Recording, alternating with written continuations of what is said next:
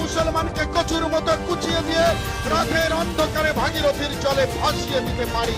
যারা নারায়ণ তকবীর আল্লাহু আকবার ধ্বনি দিয়ে যারা ভারতবর্ষকে দারুল হক বলে ভারতবর্ষে সে ভারতবর্ষ। আসসালামু আলাইকুম ভিউয়ার্স, দেশ ও দেশের বাহির থেকে যারা আমার ভিডিওটি প্লে করেছেন জানাচ্ছি আন্তরিক শুভেচ্ছা ও অভিনন্দন। আশা করি সবাই ভালো আছেন, সুস্থ আছেন, আলহামদুলিল্লাহ। তো ভিউয়ার্স, ভারতের পশ্চিমবঙ্গ বিধানসভা নির্বাচনের পর থেকে মুসলিমদের উপরে যেন এক নির্যাতনের রোল স্টিমার চালু করে দিয়েছে বিজেপি সরকার। শুভেন্দু অধিকারী সরাসরি প্রকাশ্য ঘোষণা দিয়ে মুসলিমদের নামাজ ও প্রকাশ্য আজান সহ এবার আগামী কুরবানির গরু জবাই ও ঈদের নামাজ সকল কিছুই নিষিদ্ধ ঘোষণা করে দেওয়া হয়েছে। দর্শক, এই মুহূর্তে ভারতের পশ্চিমবঙ্গে মুসলিমেরা আগামী ঈদ, কুরবানি ও নামাজ, আজান সকল কিছু থেকেই বিরত রয়েছে। কি ঘটতে যাচ্ছে ভারতের পশ্চিমবঙ্গে মুসলিমদের ভাগ্যে, বিস্তারিত আপডেট জানবো আমরা রিপোর্টে। সো ভিডিওতে যাওয়ার আগে ছোট রিকোয়েস্ট করবো, যারা চ্যানেলটি সাবস্ক্রাইব করেননি সকল আপডেট সবার আগে জানতে অবশ্যই চ্যানেলটি সাবস্ক্রাইব করে পাশে রাখবেন। দর্শক আসুন স্ক্রিনে।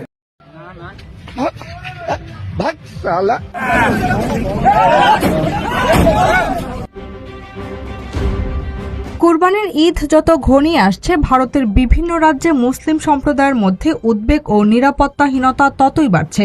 গরুবাহী ট্রাক থামিয়ে তল্লাশি, পশু পরিবহনের অভিযোগে হামলা, মুসলিম ব্যবসায়ীদের ঘিরে হয়রানি এবং গোরক্ষার নামে সহিংসতার আশঙ্কা নতুন করে আলোচনায় এসেছে।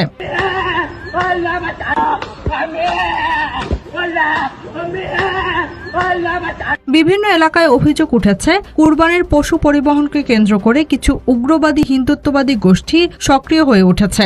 গোরক্ষক পরিচয়ে দলবদ্ধভাবে পশুবাহী যানবাহন থামিয়ে ব্যবসায়ীদের জেরা এবং আইন নিজেদের হাতে তুলে নিচ্ছে।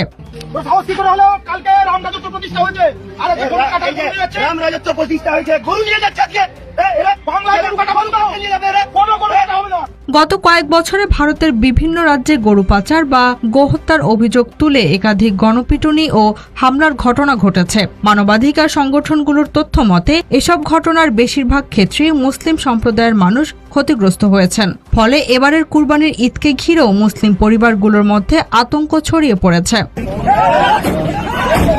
অনুসন্ধানে জানা গেছে, বিজেপি শাসিত কয়েকটি রাজ্যে ঈদকে সামনে রেখে আগেভাগেই কঠোর নজরদারি শুরু হয়েছে। কোথাও পশুর হাটে বাড়তি কড়াকড়ি আরোপ করা হয়েছে, কোথাও বা কুরবানির স্থান নির্ধারণ নিয়ে বিধিনিষেধ দেওয়া হয়েছে। নামাজ পড়া কিংবা আজানের মতো মুসলমানদের ধর্মীয় নানা আচার অনুষ্ঠানের বিষয়ে জারি করছেন নতুন নিষেধাজ্ঞা। দায়িত্ব নিয়েই রাজ্য মন্ত্রিসভার প্রথম বৈঠকে শুভেন্দু অধিকারী হুঁশিয়ারি দিয়ে বলেন, রাস্তায় নামাজ পড়া কোনোভাবেই বরদাস্ত করা হবে না। বিশেষ করে ঈদের নামাজ আদায়কে ইঙ্গিত করে তিনি হুঁশিয়ারি দেন। গত বছর কলকাতার রেড রোডে ঈদের নামাজ আয়োজনের অনুমতি দেয়নি সেনাবাহিনী। কারণ হিসেবে বলা হয়েছিল, ওই স্থানে সেনাবাহিনীর অনুষ্ঠান রয়েছে। রেড রোডে নামাজ পড়া নিয়ে আপত্তি ছিল বিজেপির একাধিক নেতার। তারা গণমাধ্যমের সামনে এই বিষয় নিয়ে প্রশ্ন তুলেছিলেন। অথচ প্রতি ঈদে রেড রোড কার্যত একটি বিশাল ঈদগাহে পরিণত হয়, যেখানে কলকাতা ও আশেপাশের হাজারো মুসল্লি নামাজ আদায় করতে আসেন। শুধু তাই নয়, কলকাতা বিমানবন্দর সংলগ্ন মসজিদ সরিয়ে ফেলার নির্দেশ নিয়েও বিতর্ক তৈরি হয়েছে। অভিযোগ করা হচ্ছে, ফ্লাইট ওঠানামায় সমস্যার সৃষ্টি হওয়ার অজুহাতে ক্যাবিনেট মিটিংয়ে মসজিদ অপসারণের নির্দেশ দিয়েছে মুখ্যমন্ত্রী শুভেন্দু অধিকারী। এছাড়া মসজিদের মাইকের শব্দসীমা কঠোরভাবে বাস্তবায়নের নির্দেশ দেওয়া হয়েছে। সরকারি অনুমোদন ছাড়া গরু, মহিষ কিংবা ষাঁড় জবাই করা সম্পূর্ণ নিষিদ্ধ।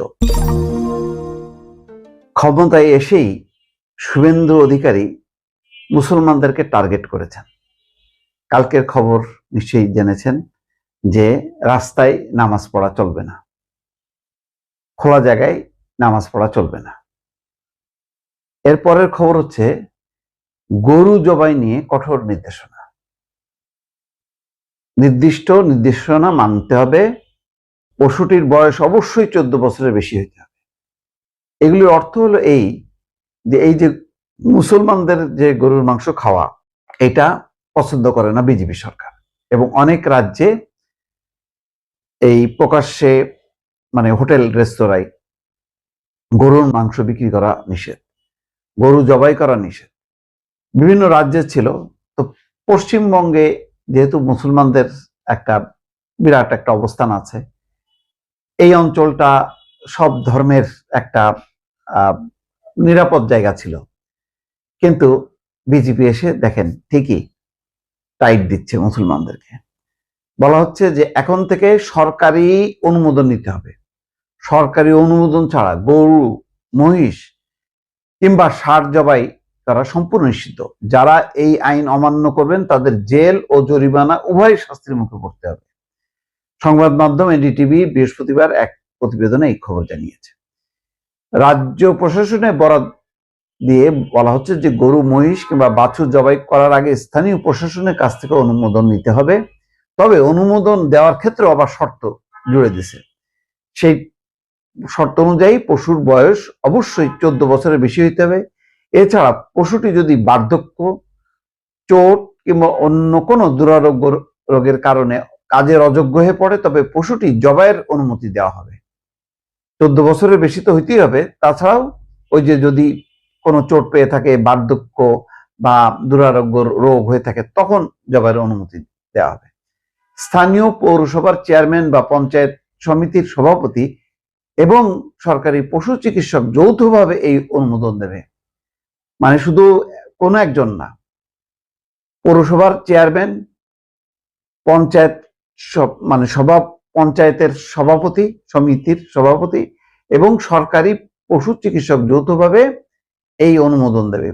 পশু জবাইয়ের জন্য স্থান নির্ধারণ করে দিয়েছে রাজ্য সরকার, যেখানে সেখানে জবাই করা যাবে না। বিজ্ঞপ্তিতে বলা হচ্ছে রাস্তা বা কোনো প্রকাশ্য স্থানে পশু জবাই করা যাবে না।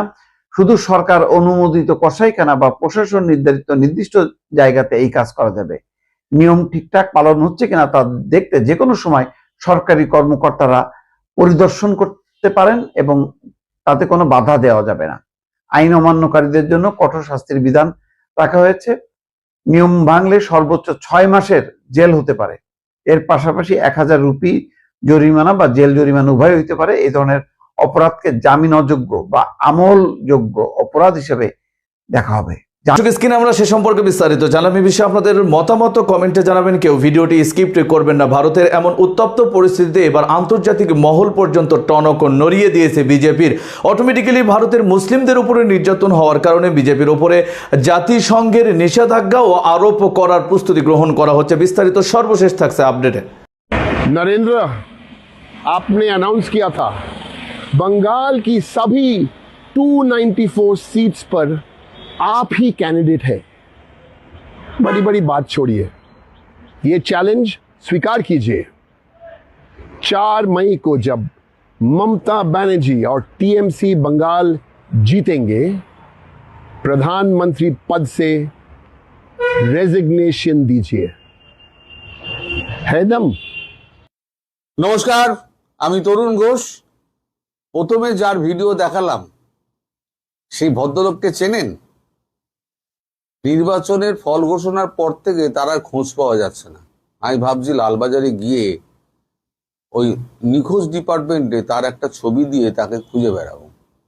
ইনি হচ্ছেন তৃণমূলের রাজ্যসভার সাংসদ, নাম হচ্ছে ডেরেক ওব্রায়েন। তিনি আবার নরেন্দ্র মোদী বলেন না, নরেন্দ্র।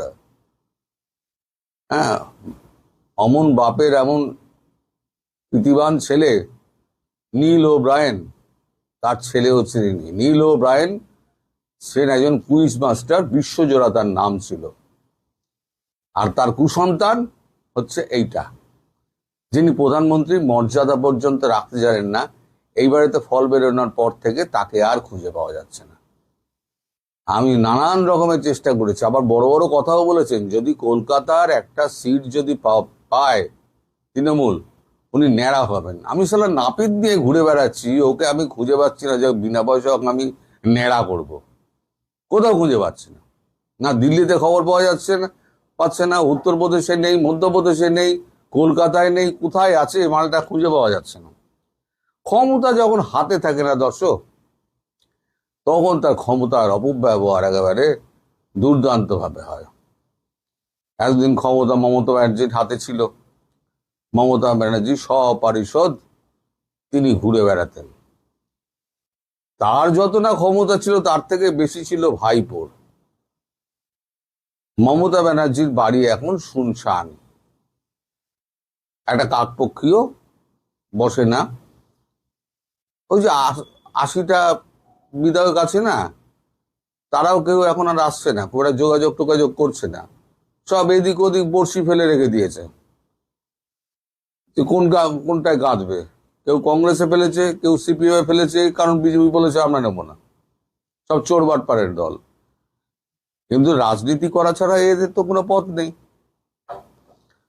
এখন অভিষেক বন্দ্যোপাধ্যায়ের একটা ভিডিও আপনাদের দেখাই। অভিষেক বন্দ্যোপাধ্যায় কি দুর্দণ্ড প্রতাপ ছিলেন।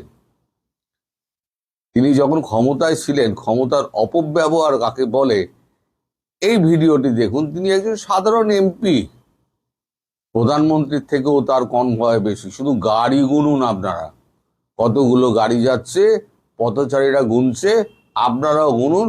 আমি একটুখানি আমরা সে সম্পর্কে বিস্তারিত জানলাম। সো ভিডিও এই পর্যন্ত। ভালো লাগলে লাইক অ্যান্ড কমেন্ট করবেন। দেশের সকল আপডেট সবার আগে জানতে অবশ্যই চ্যানেলটি সাবস্ক্রাইব করে পাশে রাখবেন। দেখা হবে পরবর্তী ভিডিওতে ইনশাআল্লাহ। আসসালামু আলাইকুম ওয়া রাহমাতুল্লাহ।